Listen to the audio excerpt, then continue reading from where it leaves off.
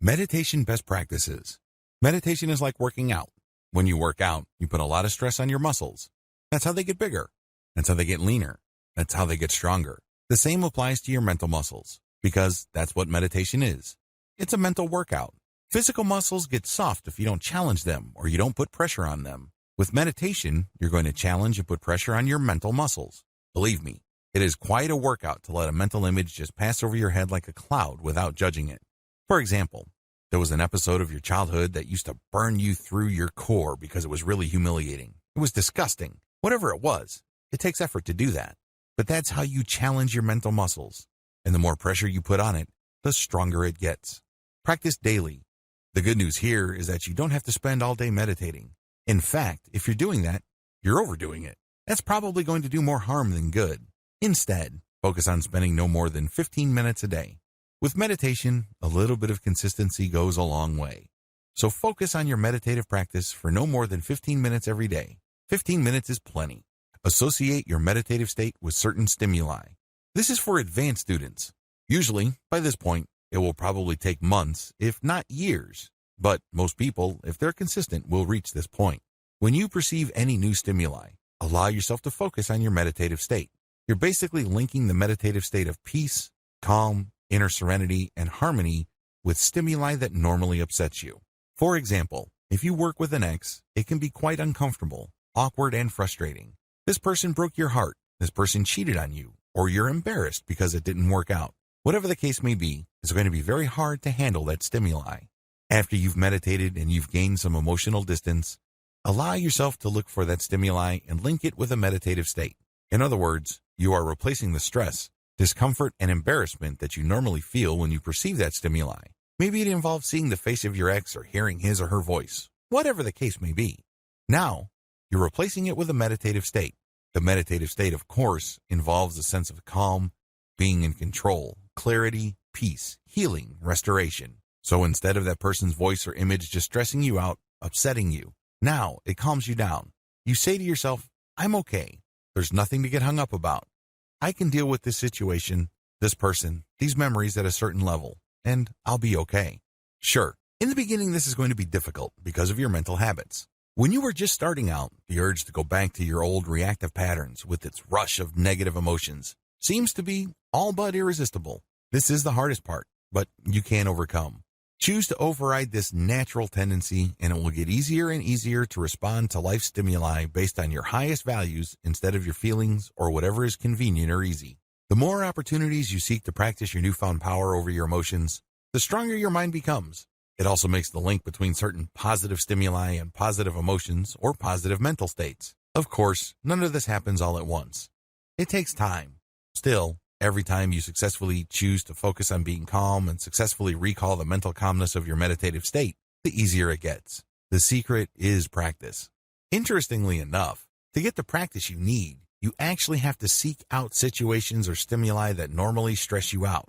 That's the only way you can test out your ability to recall a calm inner peace. Usually, people do not need help recalling stressful, embarrassing, traumatic, or painful memories. Start there. Since these are thoughts, you have a lot more control over the thought and the outcome.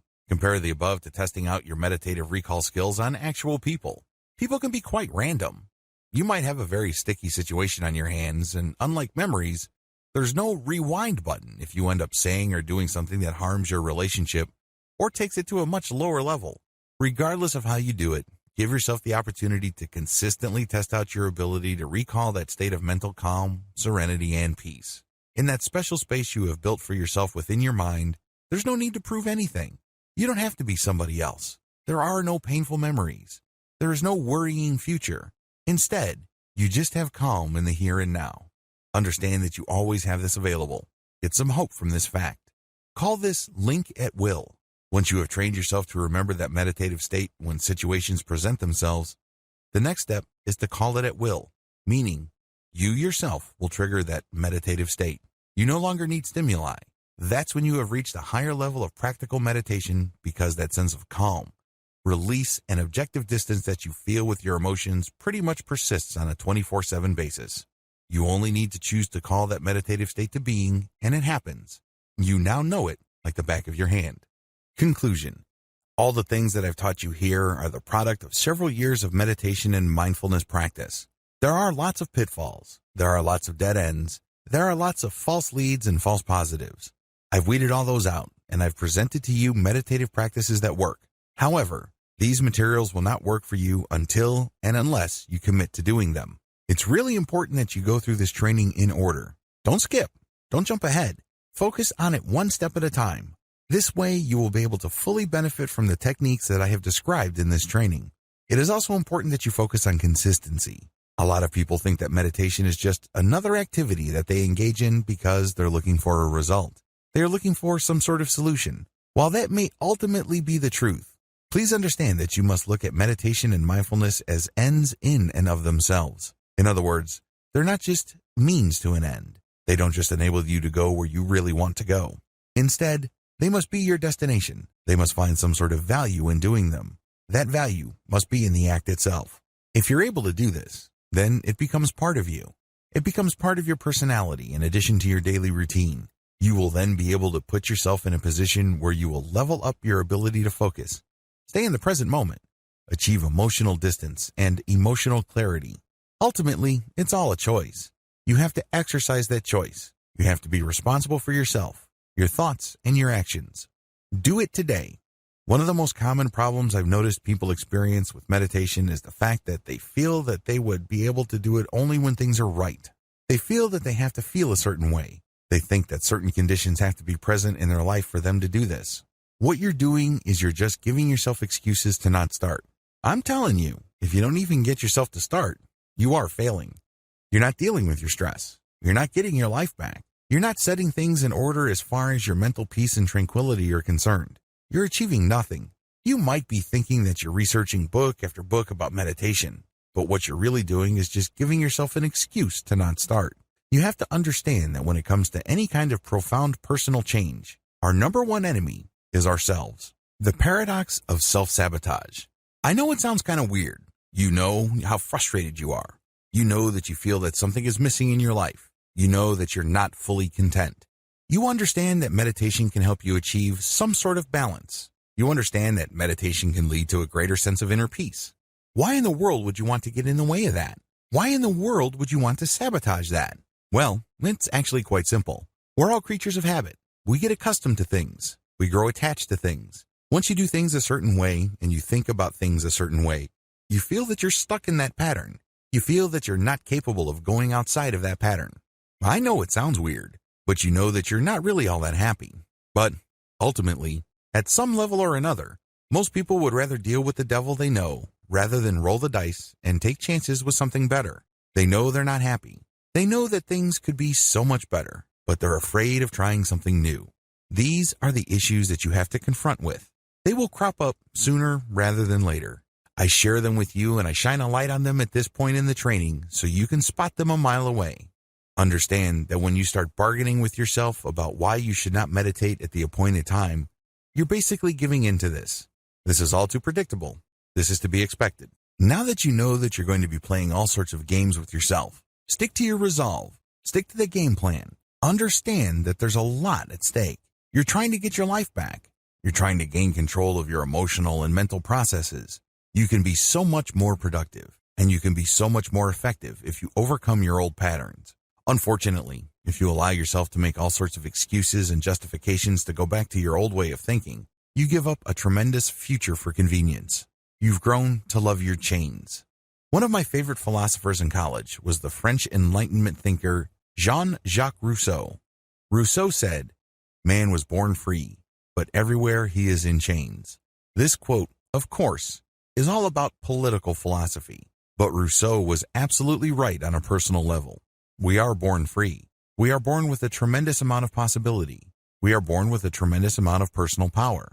We have it in us to do great things. If you are doubtful of this, just think of the great thinkers, builders, and innovators of this world. Think about people who managed to build vast fortunes, even though they were born with nothing. People have potential. All of us do. If successful people can succeed, you can too. How do I know?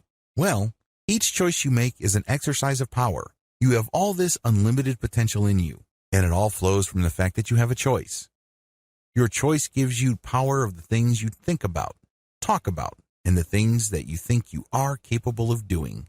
But the reason why you feel so powerless, so limited, so small is because you've allowed yourself to live in a neat, tidy little box. This box indicates what you can and cannot do. This box indicates what you are, what you're about, and what you are not. Nobody put you in that box. You chose to be in that box. You chose to live in a mental prison. It's as if everybody's walking around with this tremendous amount of personal potential, but they're looking at their chains. They're saying to themselves, I'm a victim. I'm wearing these chains. Little do they know that the key is in their hands. Understand what is at stake. You have no excuse. You only have choices. I wish you nothing but victory. Introduction. We live in a very stressful world. You probably don't need me to remind you of that fact. Why are we so stressed out? Why do we feel so much pressure? Why does it seem like contentment and peace are so hard to find? Well, for most people, they simply just have too many duties, responsibilities, distractions, and routines taking up their time and attention. If you were to slice and dice and dissect your daily schedule, you probably would fit into this category as well. There's just so much that you have to cram into your mind every single day. It is no surprise that a lot of people develop the following symptoms of stress. They have short attention spans. When they read stuff online, they can barely pay attention until another item shows up on their Facebook timeline, and they forgot about the stuff that they were reading before. They don't really read materials, they just scan. That's how short most people's attention span is. Next, stressed out people overreact emotionally. It seems like everything that you perceive or become aware of is some sort of judgment or is somehow, some way related to you. You personalize everything. Everything's personal. And it's no surprise that you tend to react emotionally. This may be due to the fact that you're stressed out. You may be reading too much into things. But unfortunately, once we open our mouths, we end up hurting people. We end up making decisions that we come to regret later on.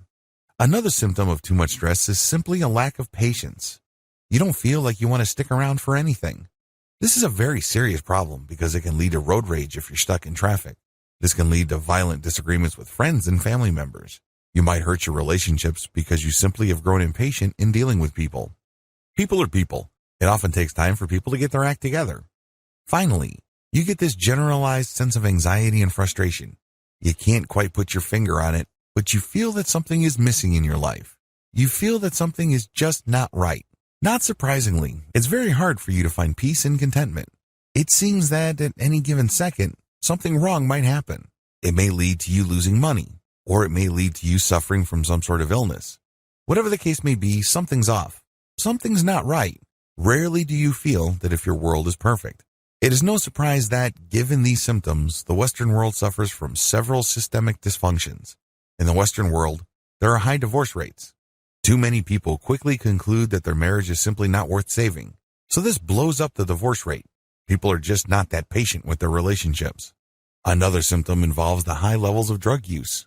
This is particularly deadly in the United States because of the current opioid epidemic gripping that country. Some people have always self-medicated to deal with stress and anxiety. Maybe they smoke weed. Maybe they do cocaine. Maybe they shoot up heroin. Whatever the case may be, it numbs or suspends the pain for at least a period of time until they have to go back to the real world. Finally, the Western world, as well as Japan, has always suffered from high suicide rates. This is another reflection of the prolonged systemic dysfunction produced by depression, stress, and anxiety. If you need proof of this, just look at the top prescribed medications in any given year in the United States and many parts of the developed world. What do you see at the top? Antidepressants or anti-anxiety medications. This is guaranteed. In the top 10 of prescribed medications, you will always see those too. Something's got to give. Unfortunately, most of the time, it is you. Thankfully, there is a better way to handle your mental resources. You don't have to stress out. You don't have to freak out. You don't have to be emotionally on edge every single time. You don't feel like something wrong is going on or something's about to get knocked loose. The best thing about this better way of handling your mental resources is that it is 100% drug-free. That's right. No chemicals are involved. This method is also 100% natural. You deal with your mind as it exists. You don't have to buy a machine. You don't have to take drugs. You don't have to ingest anything foreign into your body. It is 100% natural. It works with how your mind works. It is also 100% conscious. You're not going to hypnotize yourself. You're not going to be under the mental control of another person. Finally, this system enables you to remain in 100% control of your mind. You call the shots. You pick the method and you work with it. It works on your schedule, on your terms, and based on your needs. Sound awesome? Wouldn't you like to try this better way? Are you sick and tired of the regular ways you deal with stress, anxiety, and the daily strains of modern living? Well, here's the answer. Meditation. This training teaches you the ins and outs of practical meditation so you can come up with a solution that works best for you. Common myths about meditation that might be turning you off. Near the end of the introduction to this training, you might be a little bit skeptical. You probably have heard of meditation before. However, you might not have been excited at first. I really can't blame you because a lot of people have certain preconceptions regarding meditation. A lot of these are really myths that serve to turn people off from this amazing practice that can free them from daily stress and pressure. Part of the reason for this is because of the religious or spiritual baggage of meditation. After all, meditation was pioneered in the East in the specific context of Buddhism and Hinduism. This cuts against the grain with most people from the West. Most Westerners are secular. It's no surprise that a lot of people are turned off by the spiritual or mystical reputation of meditation. But this is not the reality of meditation. Here are 8 myths that might be holding you back about meditation. Learn to recognize these and hear the truth about meditation so you can make a real informed choice. Myth number 1, you have to be religious for meditation to work. According to this myth, you have to be a Buddhist or a Hindu for meditation to work for you. Absolutely wrong. Meditation works with how your mind naturally processes stimuli. It doesn't need religion. It doesn't need spirituality. You just need to tune in to how your mind is already working. Myth number 2, you have to believe for meditation to produce benefits. You don't have to believe in anything. You just have to go through the steps of meditation because meditation works with how your mind works. It's kind of like redecorating a room with existing furniture. The furniture is already there. You just need to rearrange the furniture so it produces better effects. You're not imagining stuff for the process to work. You're not forcing yourself to change what you believe in for meditation to produce results. Myth number 3, you are fully unconscious when meditating. This is an absolute lie. A lot of people are under the impression that meditation is really like some variation of sleep and you're hypnotizing yourself or entering some sort of altered reality. No, this is not true. Real, practical meditation is actually the precise opposite. You remain fully conscious. However, you train your consciousness to purify its focus. It leads to a very empowering feeling because you start becoming more mentally disciplined. This is the complete opposite of just simply being unconscious.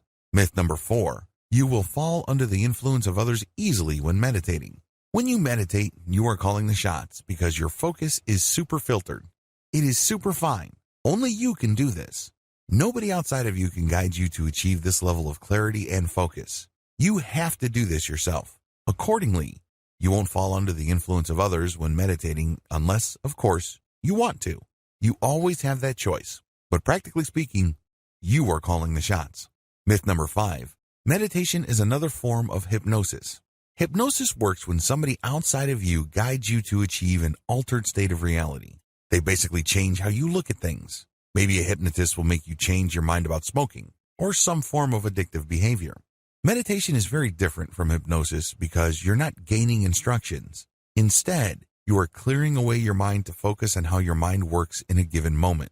You're not taking in stuff. You're actually clearing stuff away. So there's nothing to get hypnotized about. What you have is pure focus. Myth number 6, it takes a lot of effort to meditate properly. Your mind is actually very powerful. To use machinery analogy, your mind already has gears that turn, and these are very powerful gears. You have to understand that you navigate reality with your mind. It's how your body exists in reality. You perceive reality through your mind. When you meditate, you tap into that machinery and you purify it. In other words, the energy is already there. You don't have to exert new effort. Instead, again, to use the analogy of the room with furniture, you're just rearranging the furniture to produce a different effect. Myth number 7, you have to meditate for a long time for it to benefit you. Meditation, to a lot of people, is a lot of work. They think that there are many levels to it. Well, people who think that way are being confused by the traditional religion or spirituality that surrounded meditation because Buddhists think in levels. Hindus too, to a certain degree. Raw, practical, basic meditation can produce results for you right here, right now. Since your goal is not to attain some sort of mystical enlightenment, but to just live in the present moment and focus your mental energies, the benefit is almost immediate if you do it right. Myth number 8, people who meditate are gullible. This really is a slam against people who are looking for natural and self-controlled ways to deal with stress. This is an insult. The truth is, even if you are the most skeptical person in the world and you really have a tough time believing anything, if you just focus on the mental processes that you are already engaged in and direct it to a more natural alignment, you don't need to be persuaded of anything. It just works on its own. All of the 8 myths above will trip you up. Learn how to spot them in terms of your belief system. Let me tell you, what I'm going to teach you about meditation will not benefit you in the least if you hang on to any of these myths. Get out from under them and start enjoying the benefits you've been looking for. You need to start with as clean of a slate as you can. So make sure you go through your personal, mental, and attitude laundry list and clear out any of the myths above or anything related or similar enough to these myths. Otherwise, meditation may not work out for you. Meditation in a nutshell. What is meditation? We've already established in video 1 that it is not some sort of metaphysical, spiritual, or mystical state that you enter. It's definitely not some sort of attempt to achieve some sort of alternate reality or navigate some sort of spiritual truth. Instead, meditation works with how your mind already operates. The bottom line is, if your mind did not have a self-correcting system to achieve some sort of balance or some sort of inner peace at some level or another, you would have gone crazy a long time ago. That is the bottom line. Meditation really all boils down to getting in touch with that and becoming more aware of that machinery so you can call it into action when you need it and on your own terms.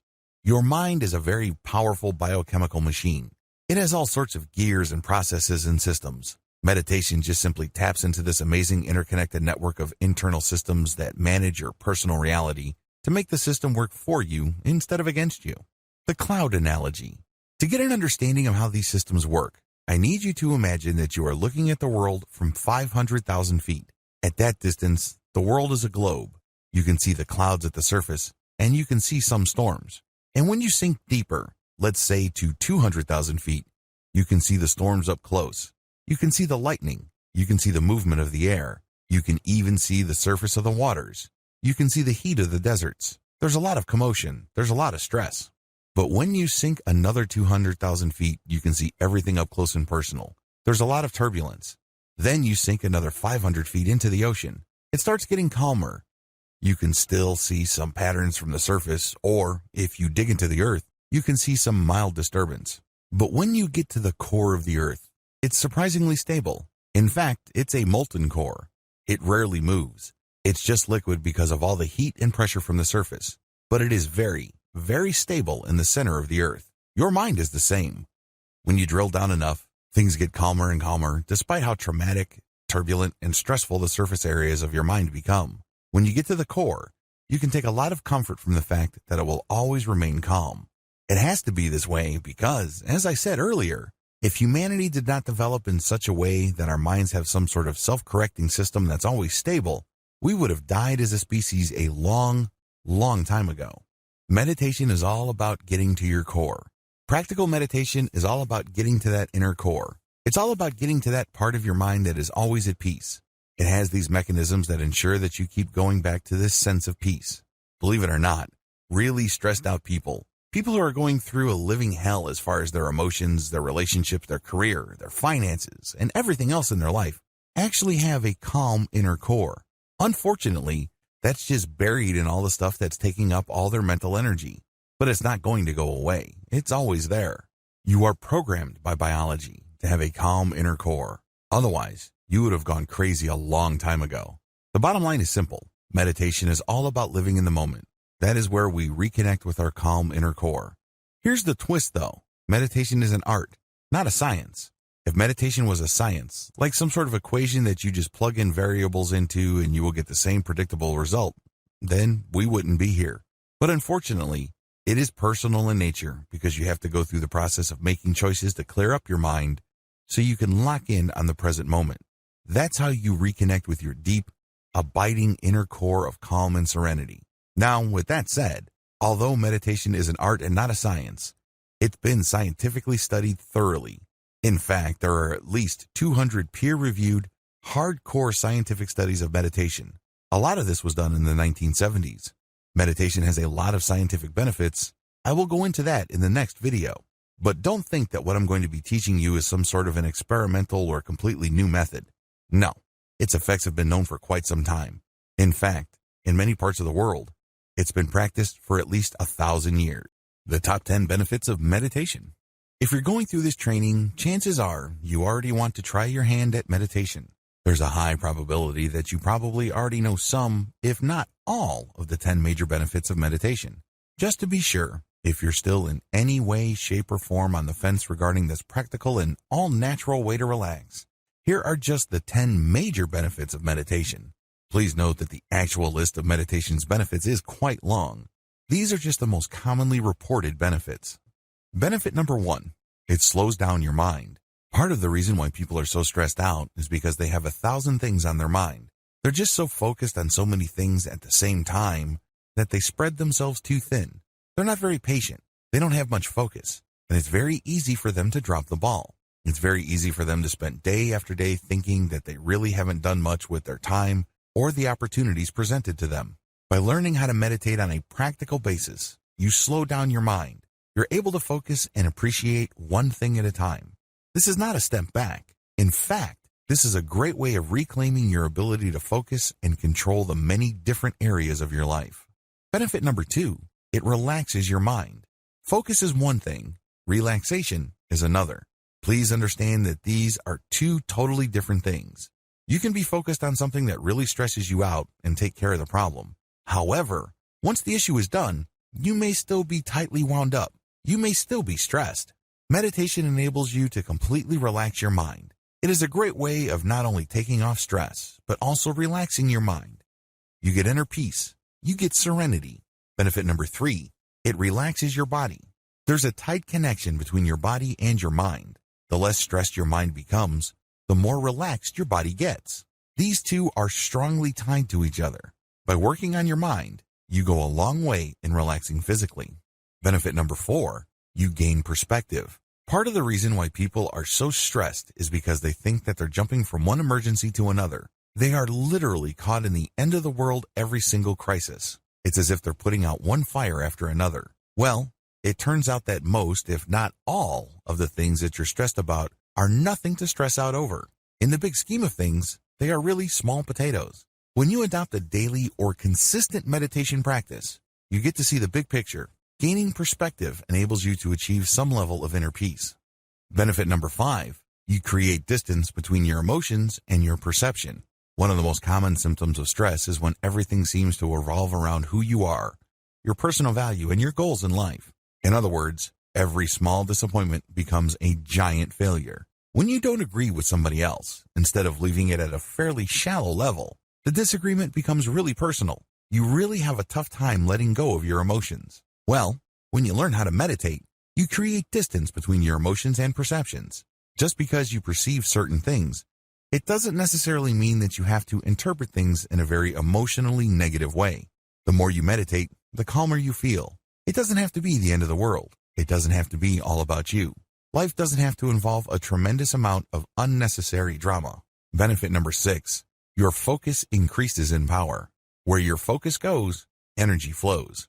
Unfortunately, if you're stressed out, it's very easy for you to try to focus, but there's really not much power left. You can't muster the willpower needed to get stuff done, regardless of how much you think you've set your mind to something. At some level or another, something is tapping your energy. It's just leaking out of you, and you really can't, for the life of you, focus like a laser. When you learn how to meditate and control your mental processes, your focus grows in strength. You are able to target specific tasks with your willpower. When you do this, you become a more effective and productive person. Benefit number 7, your focus increases in clarity. Just as focus involves willpower, focus also involves clarity. Things start to make sense. Things fall into place. Unfortunately, if you're under a lot of pressure, it's easy to suffer from brain fog. Everything looks the same, everything is fuzzy, and it's hard for you to tell which is which. You don't even know what your priority should be or not. It is no surprise that regardless of how much focus stressed out people try to put on certain tasks, they can't get anything done. It's as if they try to impose their willpower to do certain things, but it turns out that they're doing the wrong things at the wrong time to produce the wrong results. They end up chasing their tails. When you meditate, your focus not only grows in strength, but it also grows in clarity. You start using your values as your filter as to what to focus on. This can have a tremendously positive result on your productivity as well as your sense that you are able to make things happen in your life. Benefit number 8, it lowers your blood pressure. In research study after research study, scientists have discovered that consistent meditative practice actually lowers blood pressure. This is a big deal because there is a cardiovascular disease epidemic in the United States and other developed nations. As people live more and more sedentary lives, heart-related issues are killing more and more people. If you meditate, you tend to naturally lower your blood pressure, and this can possibly prolong your life. Benefit number 9, it can speed up emotional healing. If you have a tough time forgiving people, by learning how to meditate, you can gain emotional distance from painful or anger-induced memories. Sooner or later, you are able to see things in perspective, and this puts you in a position to forgive. Now, this doesn't necessarily mean that if you meditate, you will automatically forgive people who you feel have done you harm. That will still be your choice. However, when you meditate, you start viewing things in perspective, and it's more likely that, if you want to, you can forgive and move on. This can go a long way in helping you heal emotionally. Benefit number 10, can bolster psychological repair. I wish I could tell you that all of us came from ideal childhoods. I wish I could tell you that we all had great pasts, and that we've always hung out with great people and we've always had amazing times. It would be awesome if we all came from nurturing, loving relationships and families. Unfortunately, that's not true. There are a lot of us who have suffered psychological wounds and are having a tough time recovering. When you meditate, you tend to gain perspective. This enables you to put yourself in the position to start looking at the past as well as the present consequences of your past with a fresh set of eyes. If you feel that you've been victimized, if you feel that you've been harmed in the past, it doesn't necessarily mean that you have to continue looking at yourself the same way. Again, just like with speeding up emotional healing, meditation only puts you in this position. You still have to choose this benefit. This doesn't happen automatically. Keep the 10 benefits above in mind if you're still hesitating or feeling apprehensive about meditation. While it is a commitment, please keep in mind that in most cases, its advantages definitely outweigh whatever real or imagined disadvantages people may see with a meditation practice. Practical versus esoteric meditation. In the first video of this training, I outlined the common myths that tend to hold people back from adopting a personal meditation practice. It really all boils down to a sense that meditation is somehow, some way religious, mystical, or some sort of superstitious practice. We live in a very secular time. We'd like to believe that we are guided by reason and science. Given this context, it is entirely understandable why people have second thoughts about meditation. A lot of this really flows from the dichotomy between practical and esoteric meditation. Esoteric meditation is really the historic practice of meditation. In this context, meditation is practiced in connection with some sort of higher religious goal or some sort of mystical objective. If anything, meditation is not the centerpiece. Rather, it's just a side practice to what should be the primary goal, which is to attain some sort of enlightenment or some sort of spiritual release. Esoteric meditation. Esoteric meditation is rooted in Eastern philosophy. The whole idea of Eastern philosophy is that life is suffering, or that there is such a thing as karma and eternal rebirths. The whole point of any kind of spiritual exercise is to gain a perspective that enables people to break out of this eternal series of birth, suffering, death, and rebirth. Meditation has historically been associated with this thinking because meditation is one practice that enables people to start seeing life from a completely different perspective. This would enable them to think, talk, and behave differently enough for them to break the pattern of karma or the attachment that keeps them trapped in that mystical circle of birth and rebirth. As you can tell, this involves a tremendous amount of religious and spiritual concepts. There is chanting. People who practice meditation in this context say Om, Om, or they use some sort of spiritual mantra. They also engage in yoga and other physical exercises that have spiritual connotations. Practical meditation. Practical meditation simply strips away all the esoteric, religious, spiritual, and mystical layers of meditation. Instead, it looks at the meditative practice based on the core mental processes that enable people to self-repair to such an extent that they do not go crazy. In other words, instead of dwelling on the surface differences, practical meditation goes to the structural components of the meditative act itself and strips away anything that is unnecessary. It also focuses on one non-religious, non-spiritual, or non-mystical goal, which is to achieve focus in the present moment, We're not even talking about peace. We're not even talking about some sort of inner serenity, harmony, and what have you. Although those emotional states and experiences can and do happen, practical and fully secular meditation is all about achieving some sense of mental clarity in the here and now. There's no past to worry about and no future to obsess over. The bottom line with practical meditation basically strips away all that is extra or historic and cultural about meditation. It goes to the basics. The basics really boils down to learning how to focus on the present moment. Nothing before, nothing after. It's all about right here, right now. Using that, we get a tremendous amount of benefits, as outlined in video 3.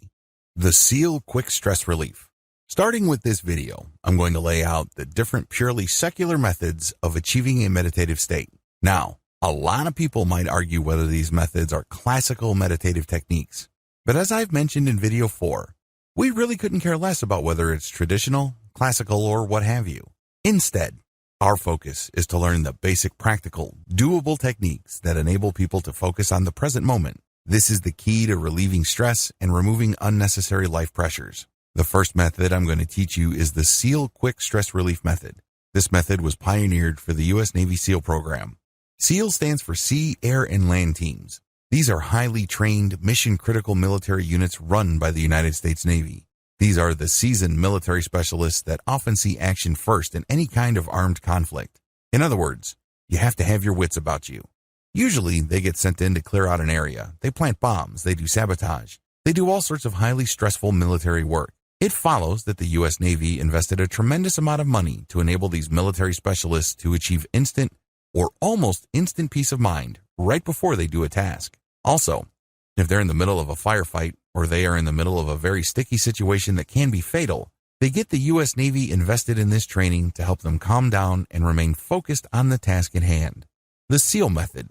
The SEAL method is actually pretty straightforward. You breathe for a few seconds. It could be 4, it could be 10, as long as it's not too long for you to be uncomfortable. You breathe and then hold, and then you release, and then you hold. Basically, you breathe in, and then you hold it for however many seconds. You then release your breath, and then at the end of that stage, when all the air has left your lungs, you hold it for the same number of seconds when you were breathing. You repeat this about 3 to 8 times. Again, as long as it's comfortable. Guidelines. When you're doing this, you don't think. You know you're doing it wrong when you're thinking. Instead, you should just focus on what you're doing. Focus on the air coming in, focus on holding your breath, then focus on the air going out. If you keep repeating this with your focus solely on your breath and what your body is going through, the relaxation will come. Your mind starts to unclench. You're no longer worried about stuff at work. You're no longer worried about your relationship. You're no longer worried about your childhood. You're no longer obsessing about that person you can't forgive. None of that matters. Instead, you focus on the here and now. That's when the relaxation comes. Ideally, you should start with the SEAL method for quick stress relief. This is the easiest meditation method and it delivers the quickest results. Once you learn to de-stress using this technique, you should then go deeper by adopting the methods described in the following videos of this training. Counting your breath. With this method, you're just going to focus on your breath and nothing else. By doing this, you achieve a tremendous amount of relaxation. If you practice this long enough, you can achieve a very deep and abiding sense of inner peace. It's fairly straightforward. There are really no moving parts. It's not complicated at all. Preparations. First, you need to find the right spot. Generally speaking, you should do this in an area where you're not going to be disturbed. There should be no distractions in terms of what you can see, hear, smell, taste, touch. It should be a place that will only be available to you for around 10 to 15 minutes. It doesn't really take all that long, but you have to be in the right spot for a long enough period of time for this meditative technique to benefit you. Second, you're going to close your eyes. This is a technique that you cannot do with your eyes open. Remember, we're basically going to avoid any kind of distractions. These distractions can be seen, heard, smelled, tasted, and touched. No distractions. So you close your eyes and you just focus on one thing and one thing alone. Third, focus only on your breath. How are you going to focus on your breath? Well, you're not going to focus on it by feeling it or hearing it. Instead, you're going to watch it. In other words, you turn your mental camera to your breath. You imagine yourself seeing yourself breathe in and breathe out. The key here is to feel it with your body and see it in your mind's eye. Eventually, these two sensations will line up. So it diverts your attention from the stuff going through your mind as well as the stimuli that your body is picking up. Instead, everything is focused on your breath. Your conscious attention is focused solely on your breath. You breathe in slowly and you breathe out slowly. Everything is focused on the area of your body where the breath is coming in and going out. The key here is to not control your breath. The key is to not be self-conscious. Instead, you're just paying attention to this natural flow. When you feel that there's a strain in your lungs, you're doing it wrong. It means you're being self-conscious. It means that you're trying to force things. This should not be forced. It is actually effortless. You're just basically turning that mental camera that you have from obsessing about all these stresses or drama happening in your life to just focusing on your breath. That's all it will be focused on. And if you keep this up long enough, you will become very, very relaxed. It leads to a tremendous amount of inner peace. However, let me tell you, in the beginning, it's going to be quite difficult. You might even feel bored. You might even feel like you're wasting your time. It's because this is something new. Your mind is not used to thinking this way. After all, your mind has grown accustomed to thinking about 1,000 different things at once. It's used to using up a tremendous amount of energy. Now, you're using very little energy and you're focusing on only one thing. As you can imagine, that takes some getting used to. The good news is it's worth doing because the calm and relaxation that you get will be priceless. Present sense mindfulness. With this technique, you focus on what you see in front of you. In other words, you're going to be meditating or practicing mindfulness with eyes wide open. You're just working with your awareness. You're training your awareness on one thing and one thing alone. Steps to present sense mindfulness. The first step is to practice the breathing patterns that you learned in video 6. Focus on your breathing until you achieve a sense of relaxation. You do this with your eyes wide open. You can do this in a room with no other people, but there are objects in the room. You do this with your eyes open. Ideally, you shouldn't do this in any place where there are loud noises or music. Next, you're going to focus on an object in front of you. It can be a tree, a park bench. It can be a house. It doesn't really matter. What's important is that you put all your focus on that one item alone. The key is to look at that item. You're not out to enjoy it. You're not out to judge it. You're definitely not out to analyze it. Instead, you're just looking at it. The key here is to see clearly. You're going to basically be looking at all the details. It's not like you're searching for something. Instead, your job is just to take it all in. It is kind of like taking a very thorough, high-resolution snapshot of that item that you've chosen to look at. Next, once you have determined that you have seen all there is to see about the object, the next step is to pay attention to what that object would smell like, taste like, feel like in terms of texture, and what it would sound like. In other words, you sense it in 3 dimensions. You take it in with all your senses. This enables you to lose your focus on everything else. When you do this, your mind is being filled with the stimuli of that object and that object alone. You have no space left for stuff you have to worry about at the office. You have no mental resources left for that time when your best friend stabbed you in the back or did something that made you hold a grudge for a long time. All that stuff gets pushed out. Instead, you're just cramming all the sensory data that you are willfully taking in based on that object that you have chosen in front of you. This enables you to lose focus on everything else and focus on that thing in front of you. This enables you to reset how you normally focus on things in your life. The reason why you're so stressed out is because you're hanging on for dear life onto so many different things, and they layer on top of each other. And at the end of the day, all this willpower and this mental energy is just basically wasted because you're hanging on to so much stuff. When you practice this meditative technique, you push a reboot button for your mind and let go of all that stuff that you're clinging to. And instead, you just fill it with the stuff that you take in and that you flush out. Eventually, this leads to mental hygiene because you will develop the mental discipline to zero in on an issue or a set of data for however long it takes to produce. Let's say at work or in an argument or even dealing with a relationship, and then let go. Watch your emotions like clouds. Once you have done the previous meditative practices, the next step is to meditate in such a way that you let go of emotional attachments. Let's get one thing clear. Part of the reason why we're all so stressed out and anxious is because our memories are not emotionally neutral. When we perceive certain things, we tend to react a certain way because we have been trained by past experiences to respond that way. What if I told you that in many cases, we respond in a very unproductive and downright negative way? We could be responding in more neutral or more positive ways, and our lives could be more productive.